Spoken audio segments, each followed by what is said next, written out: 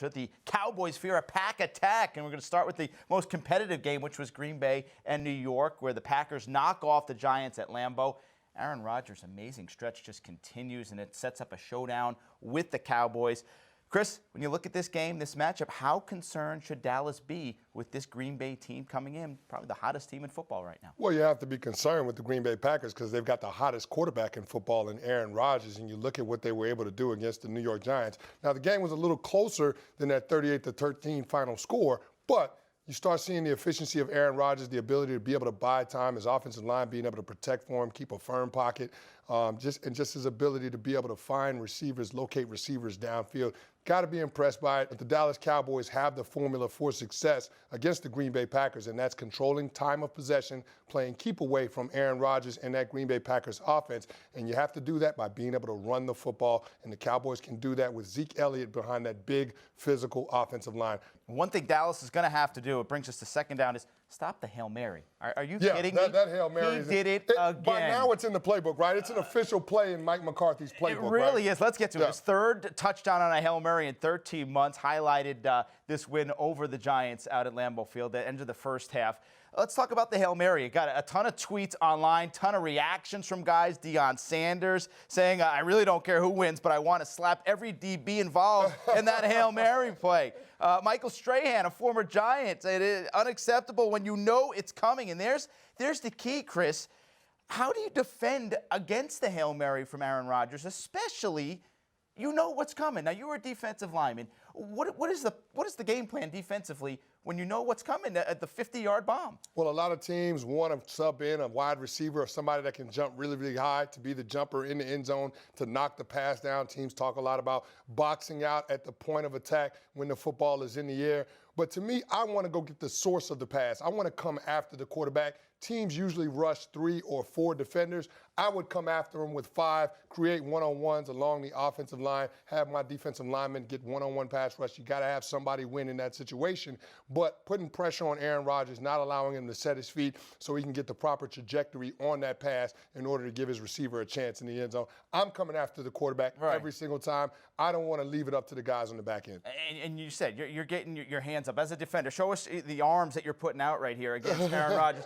It's not easy to throw a 50-yard pass over something like this. Not at all. That's a good technical breakdown. But, Chris, as a lineman, aren't you looking back at your DBs saying, just knock the darn ball down?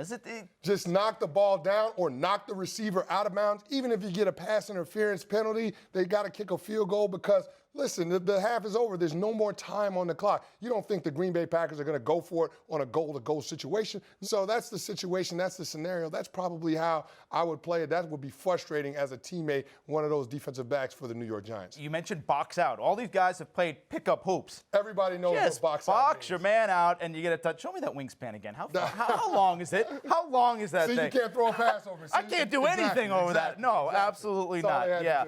I guess easier said than done for the New York Giants. All right, moving on to third down. Will Partygate go down in infamy? I know you got a lot to say. The Giants, they controlled a good chunk of that first half, but had trouble punching it in the end zone. Odell Beckham Jr., 4 catches, 28 yards. He dropped 3 of 7 catchable balls, 11 targets in his playoff debut. Chris, do you think this trip to Miami, all the hoopla surrounding it, do you think it affected Odell, Sterling Shepard, Victor Cruz in this ballgame? I don't think the trip to Miami had any bearing on the outcome of this game. I think the weather was more of a factor than anything else.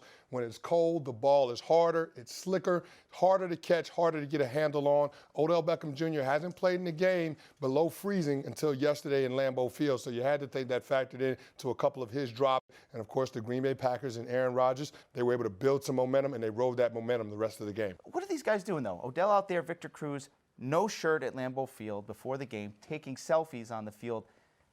Can you explain what's going on in the heads of those 2 wide receivers? No, I can't explain why they didn't have shirts on in Lambeau Field. When you go out there and you try to make a statement by having your shirt off in pregame, you're worried about the cold weather. I think that was more of a factor in terms of some of the miscues that the Giants had on the offensive side of the ball than anything else. Well, after the game, Odell dismissed any notion that there was a connection between his play and the trip. Coach Ben McAdoo also said there really was not an issue in this game.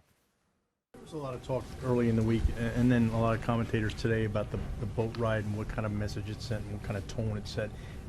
Are you at all concerned about that? And did you think it had anything to do with particularly Odell's subpar effort? That didn't have anything to do with the game. In retrospect, were you disappointed that it did happen? It didn't have anything to do with the ball game. We've talked about it. It's over. Last thing on this, Chris. Odell, after the game, reportedly banged his head against the door to the locker room, punched a hole in the wall in the locker room.